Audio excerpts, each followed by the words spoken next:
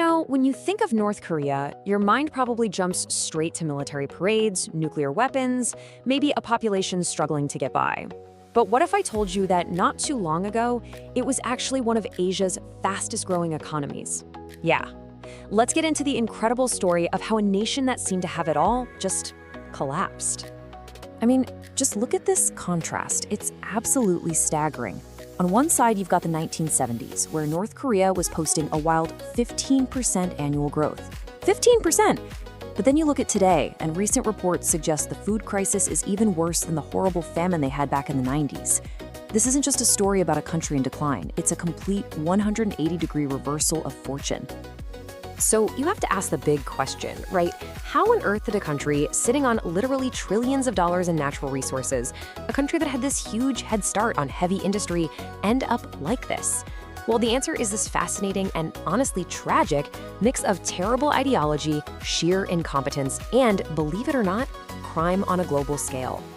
Okay, so to really understand the fall, we have to go back and look at the surprising promise North Korea once held. And it all kicks off right at the end of World War II, with the division of the Korean Peninsula. So after Japan's defeat, the US and the Soviet Union basically split Korea down the middle.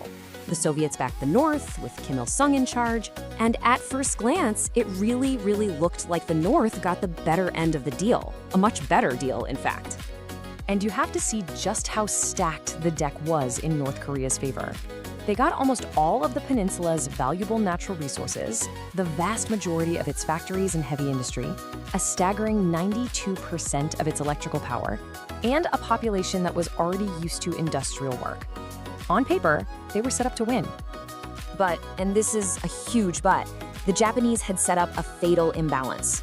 See, they built all the factories and the power plants up in the mountainous north, but they developed the flat, fertile plains of the south for farming. So the North had all this industrial muscle, but it couldn't actually feed itself. This one fact right here would become the country's Achilles heel. So you see where this is going, right? North Korea's so-called economic miracle, it was all basically a house of cards. It was built on a foundation of sand.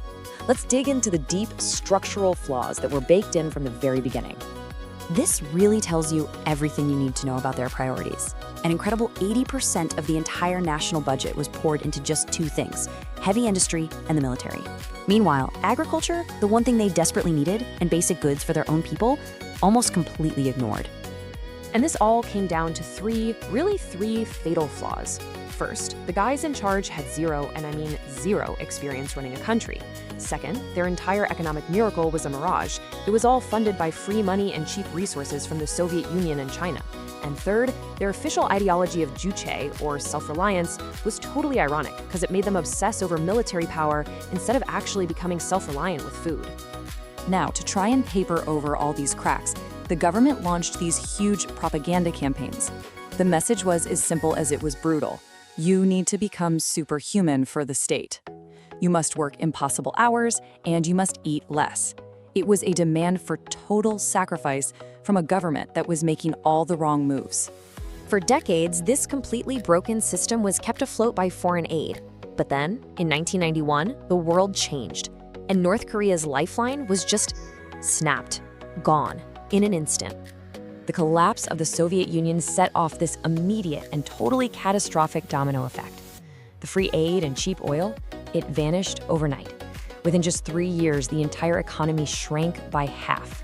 This wasn't a recession, it was an absolute free fall that led directly to the Great Famine, something North Koreans grimly call the Arduous March. And to give you a sense of the scale of the energy crisis, it was absolute. Oil imports went from 3.5 million tons a year down to just 45,000. That's a drop of over 98%. The country's entire industrial engine just seized up and died. And without oil, everything else just stopped. Trucks couldn't move coal, so the power plants went dark. Factories couldn't make fertilizer, so the farms, which were already struggling, completely failed. The industrial powerhouse was plunged into both literal and economic darkness. So, let's recap. You've got total economic collapse and mass starvation. By any normal logic, the government should have fallen, right? So how in the world did the Kim dynasty manage to hold on to power? Well, they had a 3-part survival playbook. Pillar number 1 was absolute, total psychological control.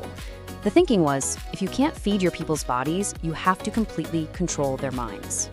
Kim Jong-il, the second leader, was obsessed with the power of movies. And in one of the most bizarre moves you'll ever hear, he actually had a famous South Korean film director and his actress wife kidnapped and forced them to make propaganda films for him.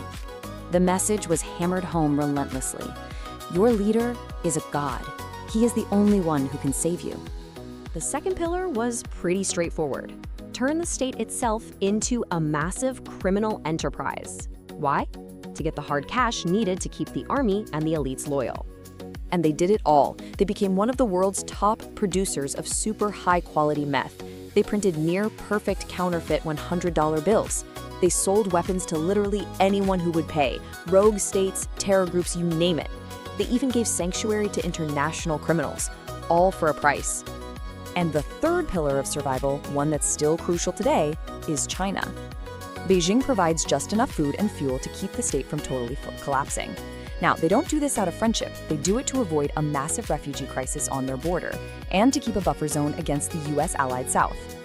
So, this survival playbook, this combination of mind control, crime, and a Chinese lifeline, has been passed right down to the third generation. So let's bring the story to today, to the reign of Kim Jong-un. This really just says it all, doesn't it? On one side, you have Kim Jong-un living a life of unimaginable luxury. We're talking imported Mercedes, fancy watches, personal chefs. And on the other, you have his own people telling undercover reporters that they are terrified they're going to starve to death. The disconnect is just absolute. And Kim Jong-un, he's just running the same playbook as his dad and his grandpa. He uses nuclear tests to look strong, he ruthlessly gets rid of anyone who could be a threat, including his own family members, and he doubles down on the whole God leader propaganda. He even enforces these bizarre rules, like a 10-day mourning period where nobody in the entire country was allowed to laugh. So, from an industrial powerhouse to a criminal state on life support, the story of North Korea is, well, it's a huge cautionary tale. And it leaves us with one final, pretty unsettling question. In our modern world of information, how long can a kingdom that is built entirely on lies, fear, and propaganda actually survive? Subscribe to our channel for more videos like this.